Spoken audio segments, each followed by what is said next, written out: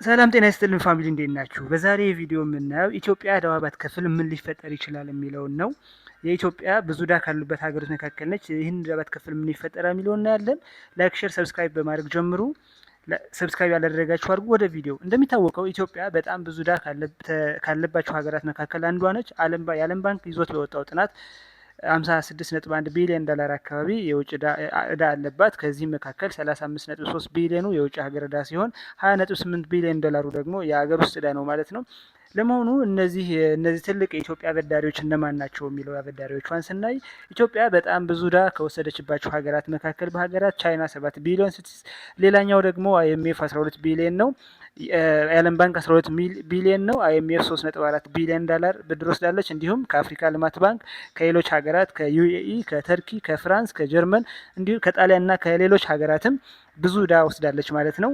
ስለዚህ ኢትዮጵያ ይህንን ዕዳ ነገር ግን የክስ ሁኔታው እየመጣ ያለው ከሀገራቱ ሳይሆን ሀገራቱ እነዚህ ያበደሯት ሀገሮች ጉዳዩ ወደ ፍርድ ቤት የመውሰድ ወይም የጭቅጭቅ ውስጥ እየገቡ አይደለም። ከኢትዮጵያ መንግስት ጋር እየተነጋገሩና በድርድርና በመፍትሄ እያመኑ ነው ያሉት።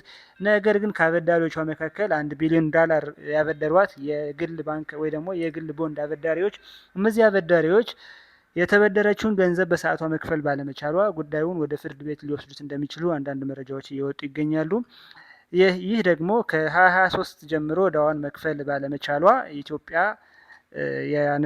ዕዳ ዲፊሲት ውስጥ ወይ ደግሞ የዕዳ ዲፎልት ውስጥ ገብታ ነበር። ወይ ደግሞ ይህ ማለት ደግሞ የብድርና የወለድ መጠን በሰዓት መመለስ ሳትችል ቆይታለች። በዚህ የተነሳ ከ2023 ዓመተ ምህረት ጀምሮ በዓለም ባንክ አደራዳሪነት በኩል ከአበዳሪ ሀገራት ጋር የኢትዮጵያ መንግስት እየተደራደረ ቆይቷል።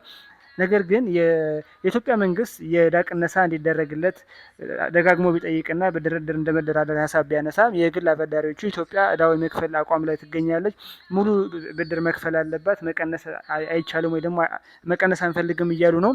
በዚህ ጉዳይ እነዚህ ባለሀብቶች ከባለሀብቶቹ አብዛኞቹ ግማሾቹ በሚባል ደረጃ ከ40% በላይ የሚሆኑ የአበዳሪዎች ጉዳዩን ወደ ፍርድ ቤት ወይ ደግሞ ወደ ለንደን የዓለም አቀፍ ፍርድ ቤት ለመውሰድ እያሰቡ ነው። ነገር ግን ሁሉም በሚባል ደረጃ አይደለም። እኛ እዚህ ለመሆኑ ይህን ዕዳ መክፈል ባትችልና ጉዳዩ ወደ ፍርድ ቤት ቢወሰድ ምን ሊፈጠር ይችላል የሚለው እናያለን። እስካሁን ባለው ሁኔታ እነዚህ የ1 ቢሊዮን ዶላር አበዳሪዎች መካከል ወደ ፍርድ ቤት ለመውሰድ ቢያስቡም ድርድሩም አልተቋረጠም፣ የፍርድ ሂደቱም አላበቃም ወይ ደግሞ ምንም የተፈጠረ ነገር የለም። ውሳኔ ላይ አልደረሰም ነገሩ ማለት ነው። ስለዚህ ይሄ ጉዳይ ውሳኔ ላይ ቢደርስና ዕዳዋ መክፈል ባትችል ወይ ደግሞ ይህንን ችግር ወደ ፍርድ ቤት ሄዶ መጨረሻ ጉዳዩ ወዛ ጋር ቢደርስ ምን ሊፈጠር ይችላል የሚለውን እናያለን።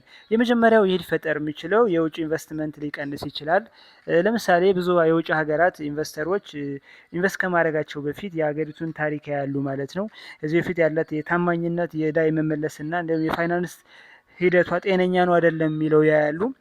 ይህንን ጉዳይ እንዲህ አይነት መጥፎ ነገር ሂስትሪ ካላት ወይ መጥፎ ታሪክ ካላት በዚህ የብድር ያለመመለስ ጉዳይ ማለት ነው ምን ሊሆን ይችላል? ኢንቨስተሮች ወደ ሀገር ውስጥ ላይገቡ ይችላሉ። ወደ ሌላ ሀገር ሊሄዱ የሚሄድ አዝማሚያ ይኖራል። ይሄ ደግሞ የስራ እድሎችን፣ የኢኮኖሚ እድገትን ያቀጭጫል እና ሌሎች ኢኮኖሚያዊ ችግሮችን ሊያመጣ ይችላል። ሁለተኛው አበዳሪ ሀገራትን ማጣት ነው። አበዳሪ ሀገራትና ተቋማት ሀገሪቱ በሰዓት ዕዳ የማትመልስ ከሆነ እንዲህ አይነት ስም ካላት ሀገሪቱ ለሚቀጥለው ፕሮጀክት ማስፋፊያ ሊሆን ይችላል፣ ለመሰረተ ልማቶች፣ ለተለያዩ ነገሮች የምትፈልገውን ብድር ለማግኘት ትቸገራለች ማለት ነው። ይህም ካላት የብድር ሂስትሪ አንጻር ማለት ነው። ሶስተኛ የብር መዳከም ሊፈጠር ይችላል። ባለሀብቶች ይህንን ሲሰሙ እንደዚህ አይነት ሂስትሪ ካላት ሀገሪቱ ገንዘባቸውን እየያዙ ሊወጡ ይችላሉ።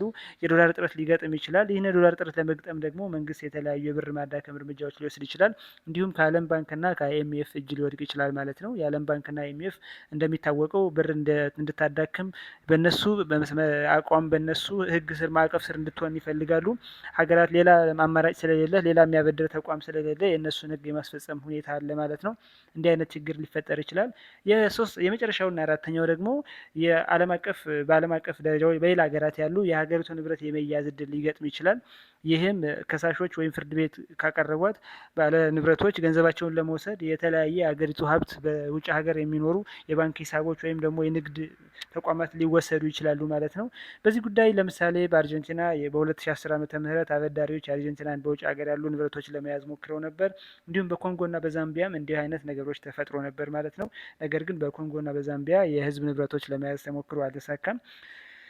ነገር ግን ይህ የአፍሪካ ሉዓላዊ ጉዳዮች የሚባል ድርጅት የፈቀደው አንዳንድ ንብረቶች እንዲያዙ የፈቀደው ህግ አለ። በዚህ መሰረት የኢትዮጵያ ሀብቶች በውጭ ሀገር ያሉ አንዳንድ የመንግስት ንብረቶችና የፋይናንስ ድርጅቶች ወይ ደግሞ የባህር እንትኖች የባህር ሀብቶች ሊያዙ ይችላሉ ማለት ነው።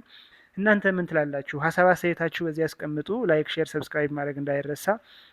የሚሰማችሁን ኮሜንት ላይ መጻፍ ትችላላችሁ። የዛሬ ሀሳቤ ይመስል ነበር። ስለሰማችሁ ያመሰግናሉ። መልካም ቀን